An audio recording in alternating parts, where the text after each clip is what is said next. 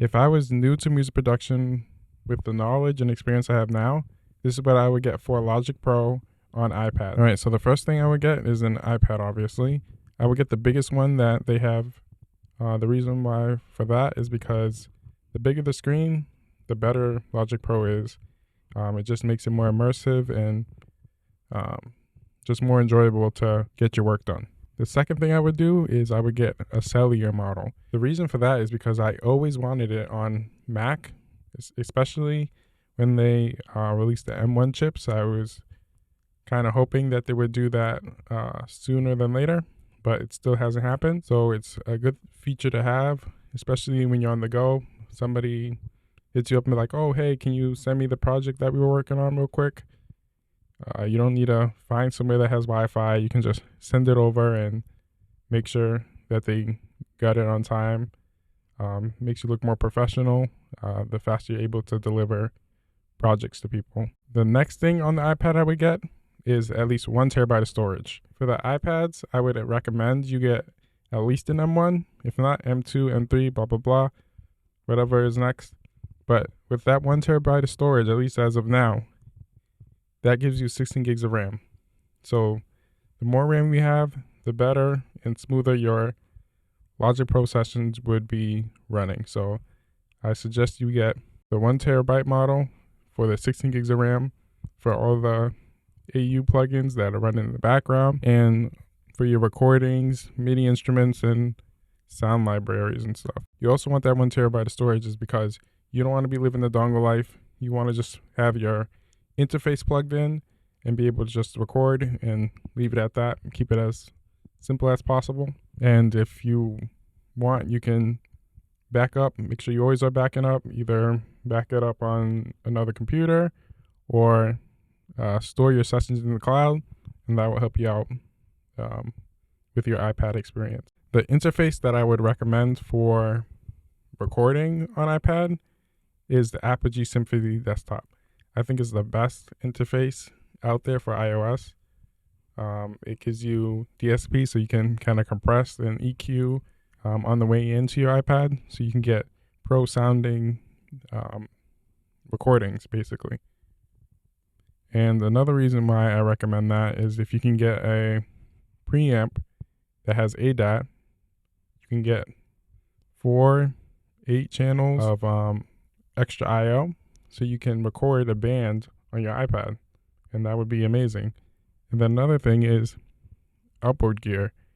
If you want to get like preamps and compressors, that analog sound within your iPad, again, the Apogee Symphony I feel like is the best option for that. Apogee definitely has other interfaces for iOS, but again, the most well-rounded one is the Symphony.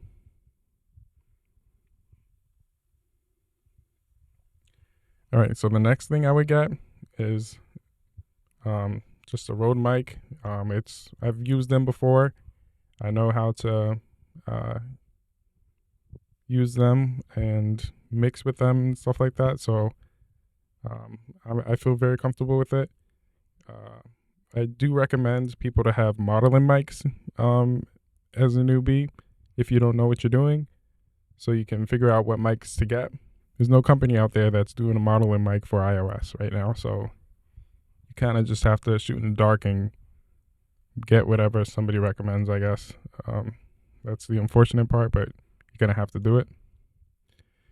Then the next thing, obviously you're going to need a mic stand, so make sure you get that so you can have your mic standing. And then, like I said, with the interface, I would get some type of ADAT preamp to get that analog sound within my sessions, and also have extra ins and outs for my iPad experience. Another thing I would recommend is a power conditioner.